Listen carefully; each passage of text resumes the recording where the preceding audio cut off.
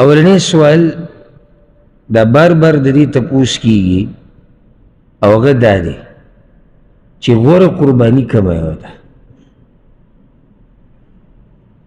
یعنی قرباني کې غوره څاروی هغه کوم یو دی، دا مطلب دی. اول خو دا مسله یاد ساتئ چې قرباني نه کیږي مګر په بهیمة الانعام باندې. بهیمة الانعام الله سورة الحج کې ویل یذکر اسم الله علی ما رزقهم من بهیمة الانعام. هغه اته قسمه څارویو ته ویلی کیږي چې د هغې ذکر قرآن کې هم راغلی. هغه اوښ دی، نر او ماده دوی شو، او بیا غوا او غوایي، او تحقیقي قول مطابق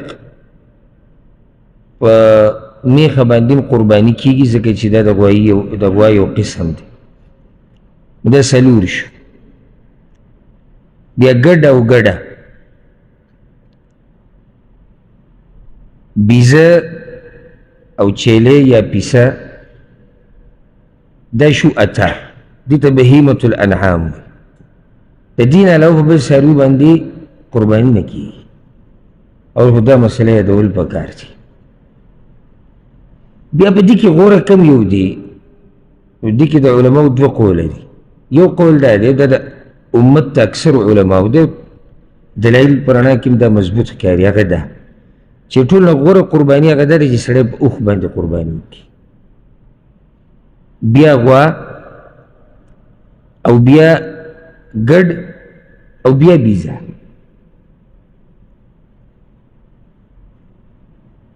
په دې ترتیب سره دلیل هغوی دا ورکوي په صحیح بخاري صحیح مسلم کې حدیث تاسو به اورېدلی وي. رسول صلی الله علیه وسلم وایي چې څوک د جمعې په ورځ غسل وکړي او وختي لاړ شي په اولني وخت کې، فکأنما قرب بدنه، لکه ده چې د الله دپاره اوښ قرباني کړو. بیا چې په دې دویم وخت کې څوک لاړ، فکأنما قرب بقره، لکه ده چې غوا الله دپاره ورکړه. په دریم وخت کې چې څوک لاړ، فکأنما قرب کبشا اقرا، لکه ده چې ښکارور ګډ د الله دپاره ورکړی. نو دې ترتیب په رڼا کې هغه وویل دلته ګوره د اولنی انسان چې لاړ د وختي، نو دې ته اجر ډېر میلاویږي او د ډېر کوشش کړی دی.